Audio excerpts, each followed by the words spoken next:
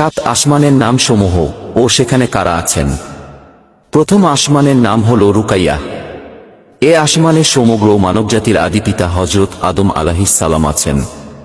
দ্বিতীয় আসমানের নাম হল ফায়দুম বা মাউন। এ আসমানে হযরত ইয়াহিয়া আলাইহিস সালাম ও খ্রিস্টান সম্প্রদায়ের প্রবর্তক হযরত ঈসা আলাইহিস সালাম আছেন। তৃতীয় আসমানের নাম হল মালাকুত বা হারিজুন।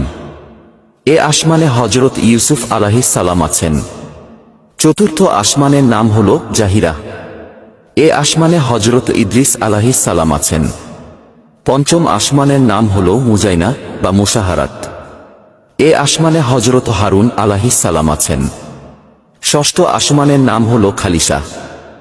এ আসমানে ইহুদি ধর্ম প্রবর্তক হযরত মুসা আলাইহিস সালাম আছেন। সপ্তম আসমানের নাম হল লাবিয়াহ বা দামিয়াহ। এ আসমানে হযরত ইব্রাহিম আলাইহিস সালাম আছেন।